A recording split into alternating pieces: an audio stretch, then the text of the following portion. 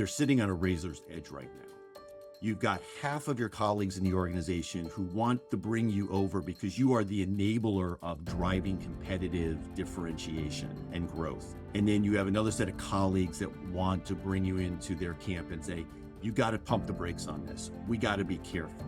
We're going to end up in a lot of lawsuits. We're going to be non-compliant, right? So that's why I say, the CAIO or whatever that title is called is got their arms being pulled in two different directions.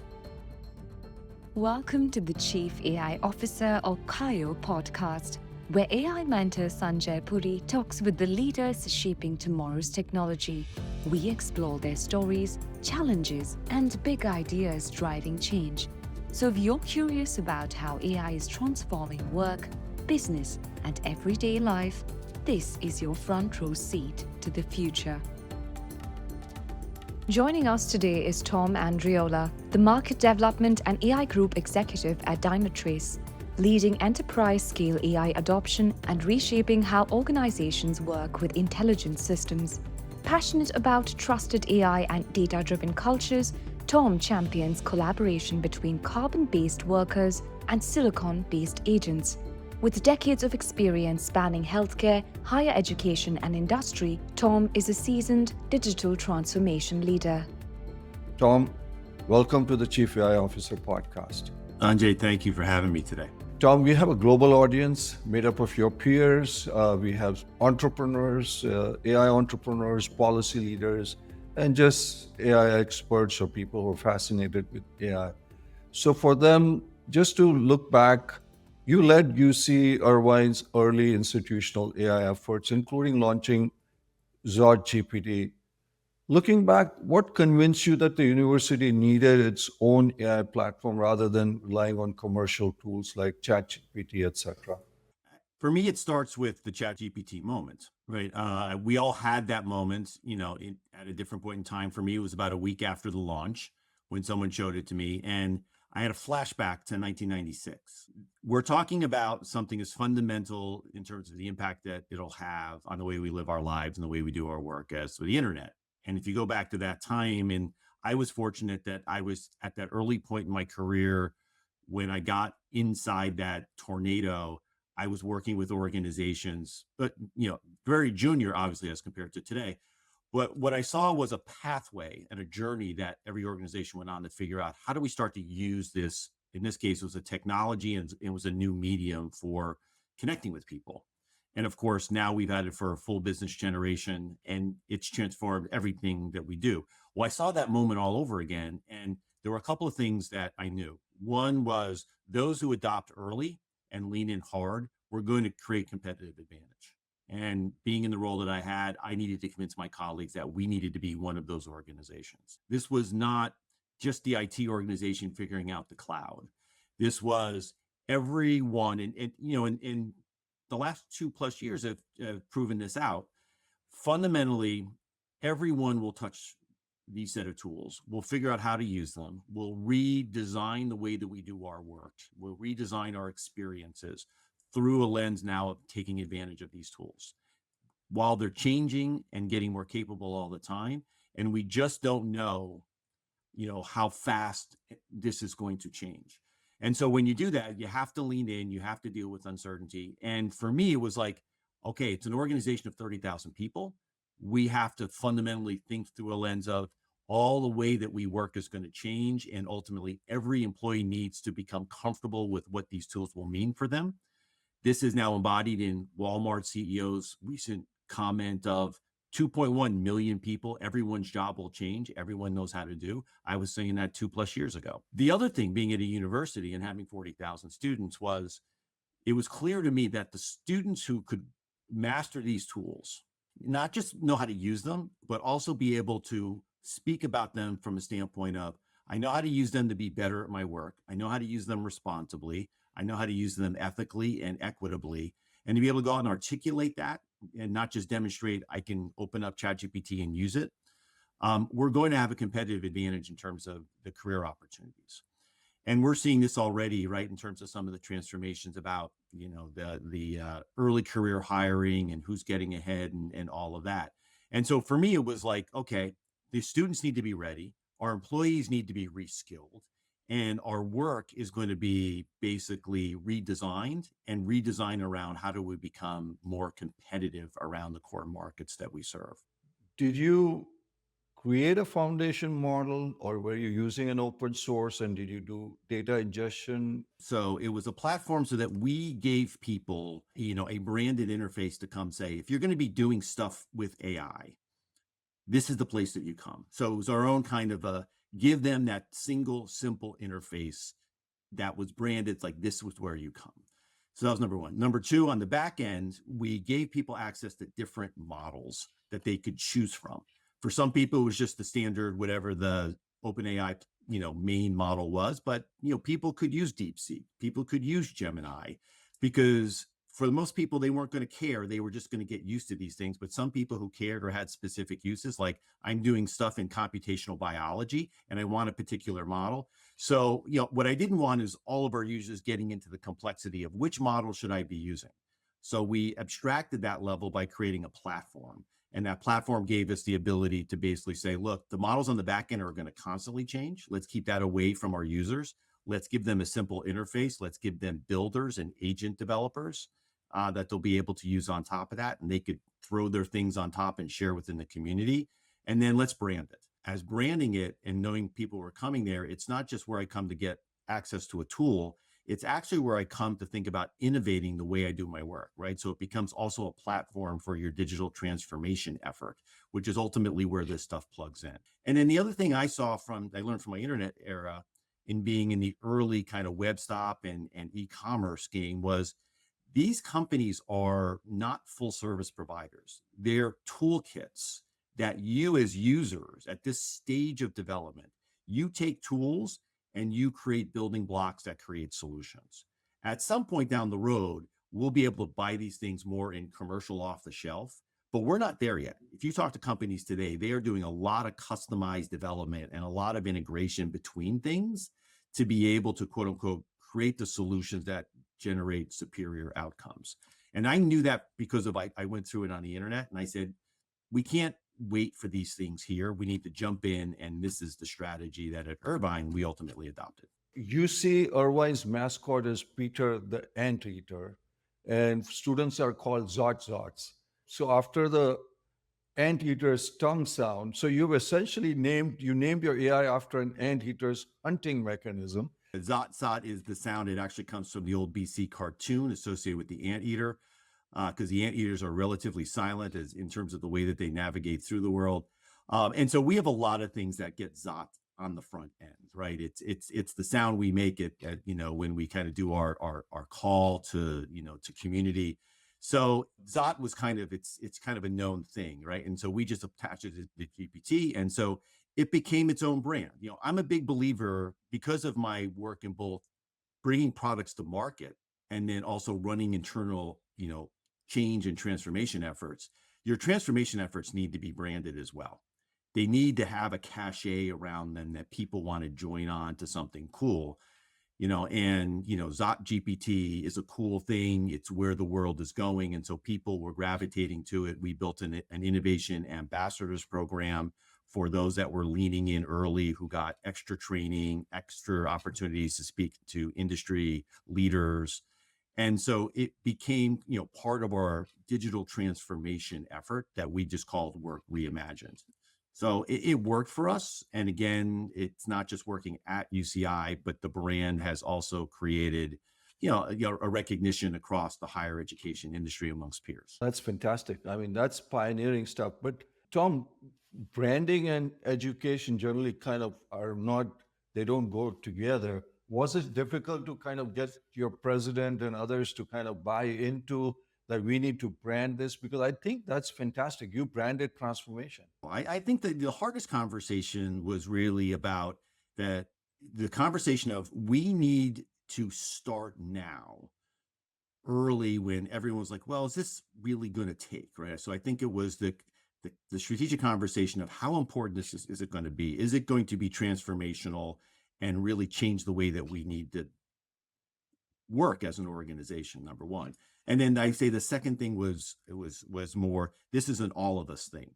I had faculty members who were very averse giving this to students early on. They wanted to say, well, let's just give it to faculty and staff. Students aren't ready for this. Students need to be protected from this. But I think, the branding around no, I think, there's this kind of recognition of whenever you're trying to do something, whether it's in the marketplace or inside, you have to build momentum, and if you study, I'm a big believer in Kotter's model for change.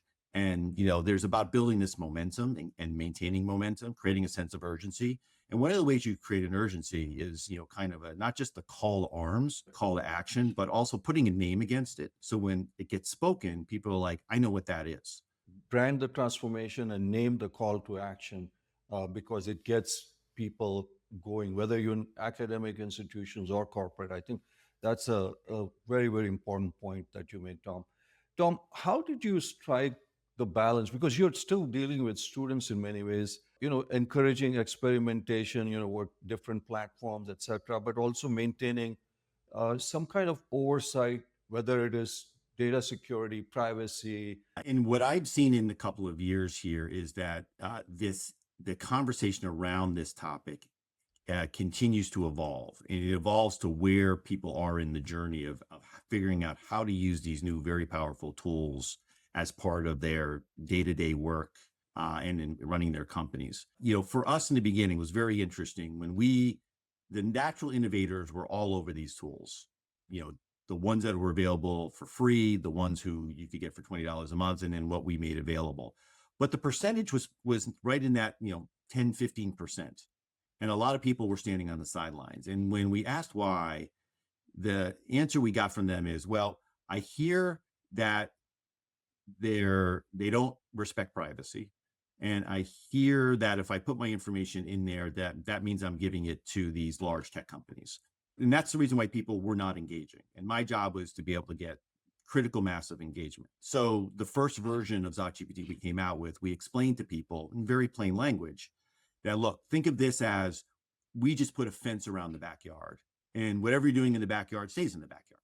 You don't have to worry about the outside world going, right? And so that took us from 15% adoption and playground to 35, 40%, right? Where now you're at that critical mass of really interesting things start to happen. What this has evolved to now is, people who've moved through that phase and are now starting to do a lot of pilots and start to see it, test the results of what they get out of their data. They're starting to ask different questions around the data privacy, the data governance, and are we, is the right information under these tools such that we're getting good quality information out that we can be based decisions on. And so that's kind of what I'll call step 2 of this journey. Step 3 of the journey, which is I'm spending a lot of time on right now in my most recent work, is as we move to start to see these tools as integrated into our processes and workflows, we have to start thinking about them as coworkers. And how do we build an accountability model around these new coworkers and an assurance model for the work that they do in the same way we think about it? In a way that we think about it, doing it for employees through things like providing feedback, performance reviews, hiring and firing decisions, talent hiring, acquisition practices. We have to start thinking those topics in the context of a silicon-based worker now known as agentic AI. And so what I see is that this topic, as we continue to move down the path of fully integrating it into our world, the questions we start asking ourselves get more and more sophisticated and more challenging. That every guest who comes here has a different definition. What is your definition of an AI agent or agentic AI or a silicon-based world? Yeah. So agents to me are, sophisticated chatbots that now are completing tasks, right? So it's not just information synthesis and summarization, but you're now getting into giving it assignments and doing things with it. When I use the term agentic AI, what I tend to think of is now we're talking about processes and workflows, right? And now, if that's 10 steps, agentic AI is how are we bringing agents now into complete or contribute into steps around that process. And we need to understand that just in the same way when we put the first enterprise resource planning platform in, we had to map our processes and then map the software, our processes within the software. This is like, the next version of that, which is we now understand our processes. We now have these agents, and I'm doing steps 1 and 2 around, qualification, but then the redundant work of making sure that all the information is there is done by agents that are purposely designed to be really good at those tasks. And then I'm picking up as a human in the loop to make the final decision on we approve them or we deny them. So that's agentic workflow to me. When I say silicon-based workers, it's just a branding term towards what are we going to call this entity that now does steps 3 through 7 in the process. We know what a carbon-based worker is. That's you and me, workers, and we have a very sophisticated HR model around how we do our work and whether we get rewarded for it. As we develop a new type of worker, one that's based on CPUs, GPUs, right, semantic layers of the model, how are we going to hold it accountable? Because if I do my pieces right, but the agents used to do them right, but now have been infiltrated by a bad actor and are being nefarious in what they do, and all of a sudden now certain types of populations get denied that approval, someone has to be accountable for that. Ultimately, the organization is, but if the organization deploys agents to do those tasks, how do we know that they're doing them, right? Just in the same way, how do you know as your employee that I'm doing the job that I'm supposed to be doing? So those are how I use the terms. It's a little bit of marketing in there, right? But that's how we get attention, right? Is coming up with terms that people haven't heard before so that they say, so what do you mean by that? Tell me more about that. Tom, you said maybe 3 to 7 would be done, but there are now goal-oriented agents too, that you just give them a goal or a mission or etc., and they'll figure out how to get from there. What is your view on something of that? They're sitting on a razor's edge right now. You've got half of your colleagues in the organization who want to bring you over because you are the enabler of driving competitive differentiation and growth. And then you have another set of colleagues that want to bring you into their camp and say, you got to pump the brakes on this. We got to be careful. We're going to end up in a lot of lawsuits. We're going to be non-compliant, right? So that's why I say, the CAIO or whatever that title is called is got their arms being pulled in 2 different directions. What I think when we talk about, so I'm going to talk about this through both lenses. Opportunistically, I think we have to consider going there in terms of having goal-oriented agents who are very autonomous, or as autonomous as we could get them, because human in the loop makes a lot of sense until you start to realize that human in the loop takes the speed of digital and brings it back to the speed of humans, which is now far slower than what a digitally driven organization can do. So all the advantage of being faster, more agile, more resilient, I lose a lot of those benefits when I maintain human in the loop because I'm worried about losing control, right? So we have to go to really thinking about more goal-oriented agents in our future. The question is on the other side, people are like, how do we maintain control over something like that? Because now we don't know what it's doing. We don't even know the pathway to get there.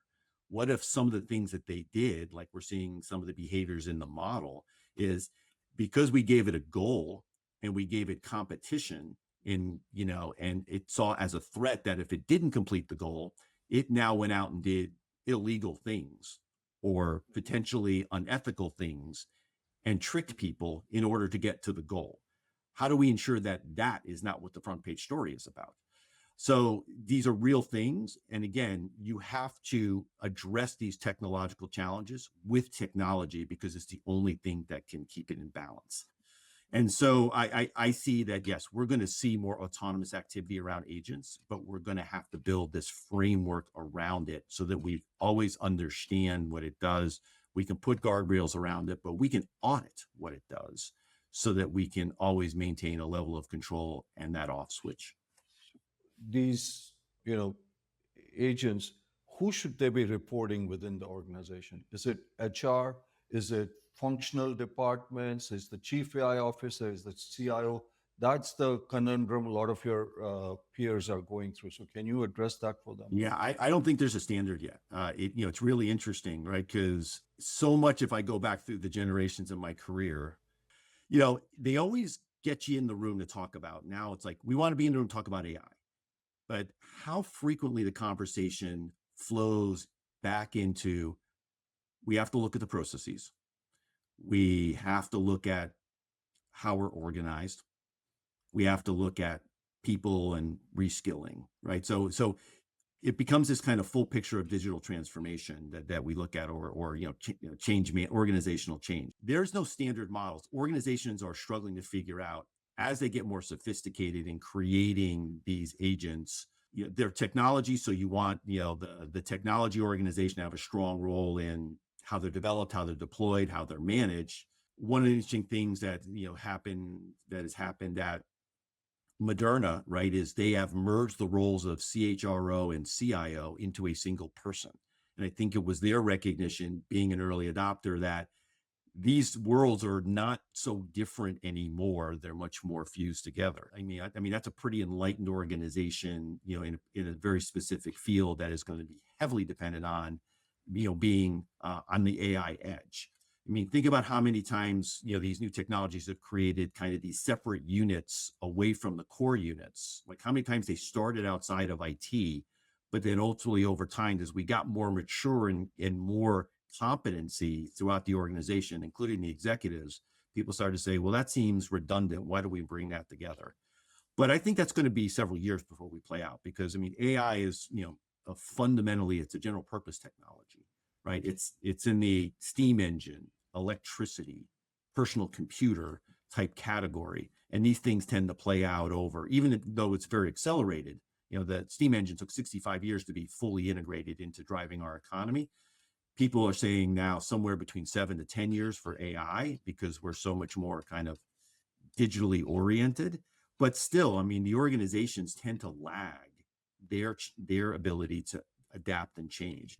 So they should have a conversation, Tom saying an executive level conversation. Tom, you said it's a general purpose technology. Is it a top-down technology or a bottom-up technology? I see it as both. I mean, I approached it as both, right? Because digital transformation, business transformation for me is both. You have to have a grassroots effort to build that culture of curiosity and creativity, as well as direction from the top about what's important and what's the targets that we're setting at, we're shooting at. So I think it's both. I approached it as both, which is why we wanted a platform, we wanted an innovators ambassador program to be those people out there championing and telling doing things and telling stories about it. At the same time, we had an executive level 4 or 5 slides that said, here's why we're doing this, here's what we're doing, and here's how.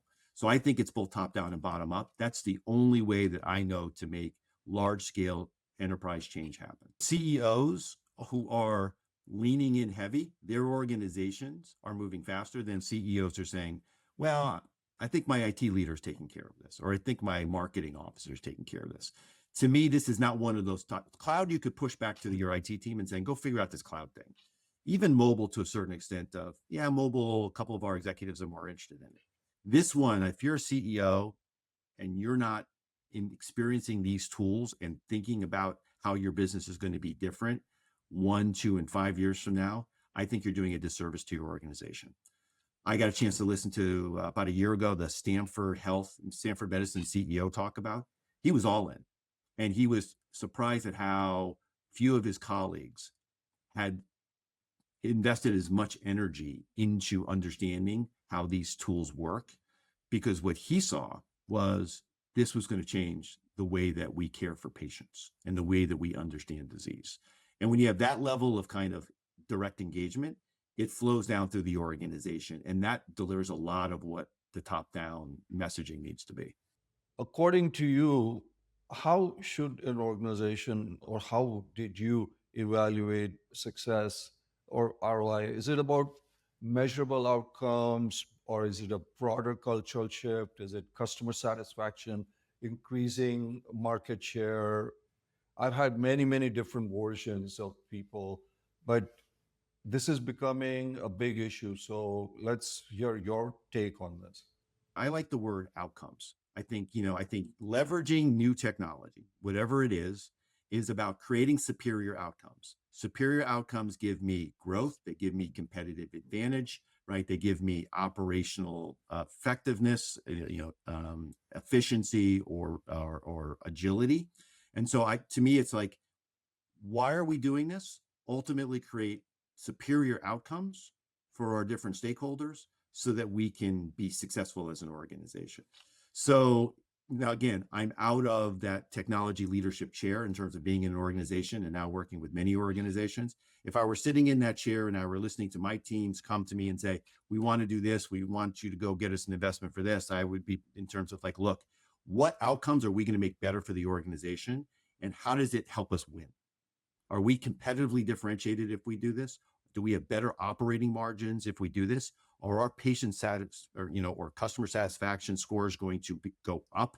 Is our NPS going to get better if we do this? If we don't have that story, I don't think the people that I'm accountable to are going to be very open to putting more money into this, because they're just going to see it as a black hole without a return on the other end. And so we got to come with what's the return on the other end in the form of the KPIs that we're using to measure the success of our business.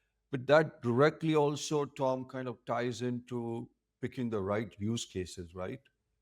Because that's the other question that came for you is there a matrix that you use or you have that you can advise or at least give some insight to your peers?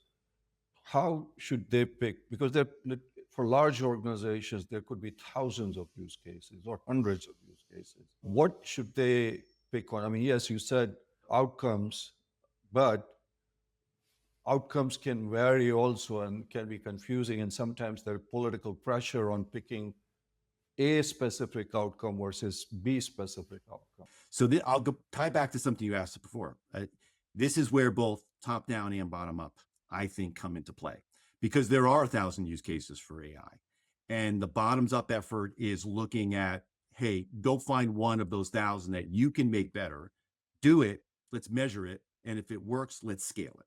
But in the executive suite, the conversation is, look, we have a dashboard with 40 KPIs on it. There are 5 that we really use to manage this business. That's one of the things I always love. It's like, it's like KPI dashboards get like, measuring everything. And then you come back, it's like, what do you really watch? There's like 5 or 10 at max.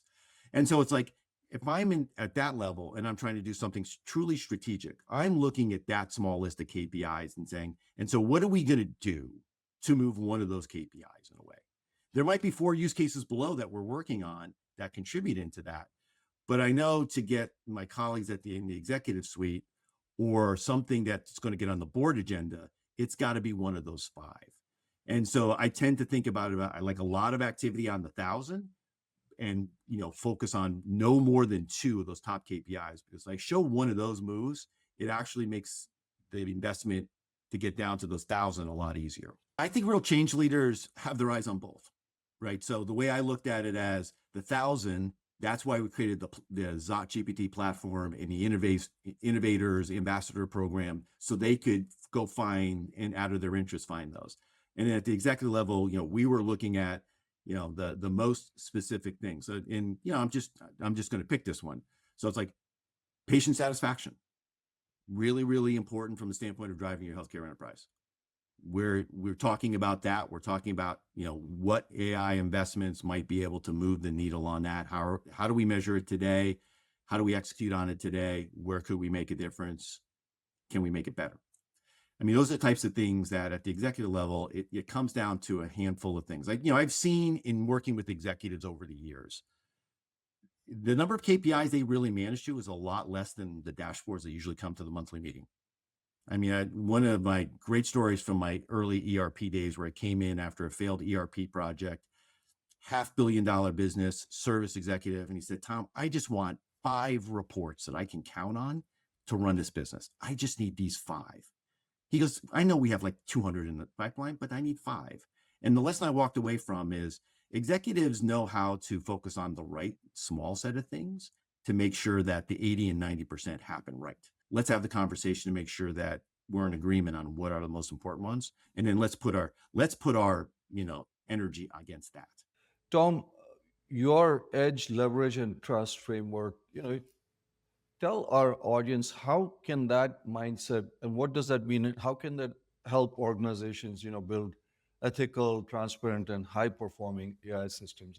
So you have to have a strategy for how you deal with a large amount of decentralized activity, because if you have a structure for working with it, you can essentially build an enterprise strategy. If you don't, what you have is shadow IT everywhere and just mass chaos. So you need a strategy for it. So the concept was, how do we have a conversation about what percentage of centralization makes sense for the types of services that we're delivering? We want technology innovation at the edge, but we want to be very specific on the types of activities and the types of services and for whom we want it decentralized, because there we'll live with unique ways of doing things. We'll live with non-standardization around vendors and tools. And then to ensure that the decentralized units that we're learning as an organization and getting better, you have to have trust that people don't become shadow and saying, I just don't want, I'm not going to tell the center what I'm doing. I'm just going to go off and do this because I can. Well, you need to have those trusts, right? Collaboration moves at the speed of trust. A colleague once taught me. And so to have good collaboration, you need to have trust. And so how do you build that kind of arrange? It's not an organizational chart, right? It's a collaboration model such that that's a really cool innovation. Like, I won't name the university, but I know a university that their AI initiative, right? Their ZotGPT equivalent didn't start from the central technology unit. It actually started out in one of the schools. The challenge in that situation is, how do you take something that is school, created, incubated, and make it something that the entire campus is taking advantage of? And this is where the edge, leverage, and trust model comes into play. It's a little messy. It takes a lot of humility, I think, as a leader, to be able to say, the good things that happen, they're not all with me, but I'm a champion of them. And I think that's what working for the University of California taught me, is 10 amazing campuses, 6 amazing health enterprises within. Certainly there was going to be much more innovation and excellence going out at the fringes. I just needed to have a relationship to it and to be able to say, this is really cool what's going on in San Diego. We got to share this with the people at Berkeley, because they're talking about the same problem and you've solved their problem. And we just got to get your, amazing creation up for them to take a look at. Let them adopt it. 80% will be off the shelf and 20% will be customized so that Berkeley feels like it's their solution. So that's the way we made the model work. Tom, you made a point about shadow AI. Do you view it as a threat or as an opportunity? The question is we use the word shadow AI, right? We use this or shadow IT. It's the term itself basically says it's in the shadows, it's in the dark. And what I feel a CIO needs to do today, or a technology leader needs to do today, whatever title you give them, is to make sure that the light's on in the room and that everyone is comfortable doing things in plain sight and not feeling like they need to be hidden because it's not going to be accepted. They're going to, the center's going to take it away from me. So technology leaders, have become enterprise players. Their job is to build a trustful environment where people feel safe to experiment, innovate, and share, and then be the translator into how does all this stuff translate into the business objectives and the outcomes we're trying to create for our customers and stakeholders, right? So to me, it's inevitable that we're going to have it. The question is it shadow, or is it part of this collaborative model, edge, leverage, and trust, where we're benefiting from all the activities going on in the organization? Make it part of your innovation cycle, because it's inevitable and it can be a great opportunity too. Tom, the other question that came in actually from a C leader to you is, what kind of profile or what kind of skill set should a chief AI officer have? Someone who is a bridge builder. I mean, they need to be understanding of the technology, but not expert, right? I think what's most important right now for a chief AI officer is to be able to be a translator between what is still a very, very deep technology topic that is confusing when you get into the details, and translate that into a language that can create the business context conversation that we should be having for the strategy of the organization, right? So I think someone who's a great translator, I think someone who's a bridge builder, because this is happening everywhere and you need to deal with this dynamics of what's happening at the local level and what we're trying to do at an enterprise level. I think someone who's good at bringing people together, getting people to talk to each other, getting people to find, someone who's who's good at finding commonality in people's strategies rather than the polarization is really good. And then someone who can see the bigger picture. There are a lot of people who are going to be very good at making things work. But I don't think a chief AI officer, we give someone the C title, the O title on the other end. I think they need to be very much about seeing the bigger picture, because the bigger picture around AI is the companies that do it well are going to be more valuable and more successful in how we measure companies today, organizations today, because it's also very true in the public sector, whether you're higher education or healthcare or government. The ones that are moving more quickly are who attach it to outcomes are just going to be more successful. And if you're valued through your market capitalization, we're seeing already how these companies are significantly differentiated in market capitalization and stock price from the companies that are not leaning in. Those companies have CAOs who are not focusing on the technology, they're focusing on the bridge building and the translation. Typically, CTOs or CIOs are not, I mean, they come in with great technical skills, maybe not have worked the kind of things that you're talking about. So you said bridge builders. So change management, great communication skills, those kinds of skills you're saying are going to be at much higher premium across the board looking into the future, right? I think if you're going to have significant positive impacts coming from your AI investments, yes, absolutely. I think if you have a chief AI officer who's very, very technically oriented, then you may not get out of the conundrum that a lot of organizations are finding right now, which is we're doing this stuff, but we can't figure out how it actually makes a difference. So I think for chief AI officers who are going to be successful, as well as create the career pathway to the next bigger and better thing for themselves, I think you want to be in that bridge builder, translator, connect to the bigger strategic objectives of the organization level. Do you think of them more as a transformation leader? I do. I do see that the CAIO role is a transformation leader. I mean, I was fortunate in my last role at Irvine, right, where I already had technology as part of my portfolio. I had all of the data programs as part of my portfolio. I was the leader, right? So I was the orchestra conductor of business transformation. I didn't do everything. Matter of fact, all I did was bring enablement. My job was to bring parts of the organization and silos together to drive transformation of how we do things. So when AI came along, for me, it was just the topic that I naturally was already positioned to bring people together to talk about, and then to build a capability so that it was part of the toolbox for how we could accelerate faster. So yeah, I mean, you could say that your head of business transformation and your chief AI officer, could argue, is the same person, because technology and innovation are one and the same thing in today's world. Tom, finally, for your peers who are listening very intently, what are one or two or three things that keep you up at night? I think right now it's such a continuum of organizations still kind of finding their feet, and others that are, they're jogging, trying to figure out if they can sprint. When you have a C and an O in your title, you are a business executive. You are an enterprise leader, and that means you have to demonstrate, and you're one of the new ones, right? Which means you have to fight your way in to be relevant in the room and in the conversation. I think for CAIOs, it's how do they ensure they're in, that they've elevated themselves to be in the right conversations, that they find that role to be one where they're relevant. Because I like to say, it's like, going to the offsite is not the same thing as being relevant.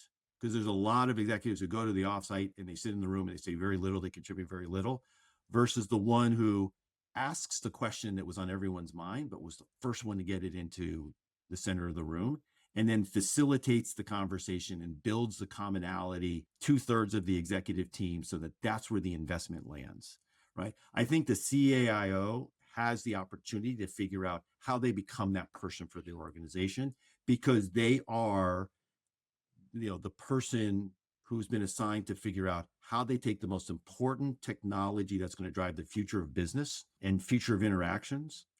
How's it going to drive us forward? So I think that's what they should be focused on. Getting into the right conversation, asking the right questions, facilitating the dialogue to land at the right strategies. So this is really a mind shift that you're saying, Tom, that needs to happen. Well, I mean, organizations that have created the role, right? They put someone into it, and those people have come from different places. In some cases, they maybe came out of IT, right? In some cases, maybe they came out of marketing.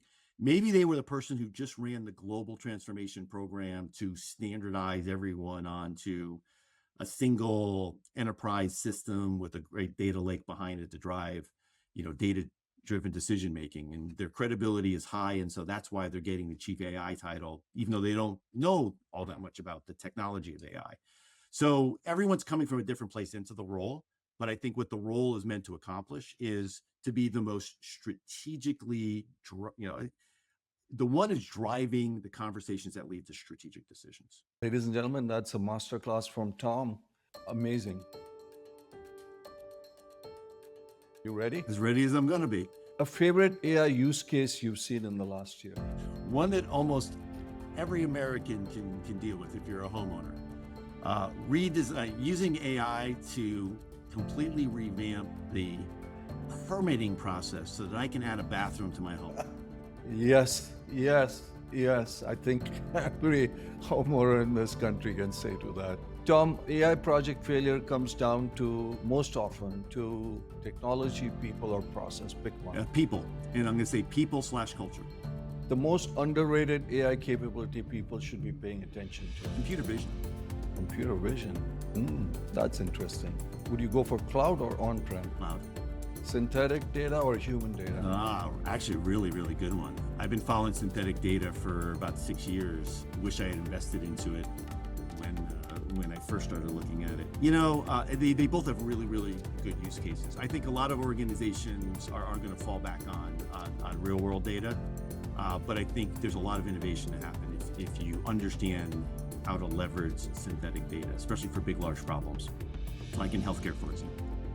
Tom, this has been an incredibly valuable conversation. You've really given our community of chief AI officers a masterclass, as I said, in real-world AI implementation. From governance frameworks to talent strategies to the messy reality of change management, and some key takeaways for our listeners.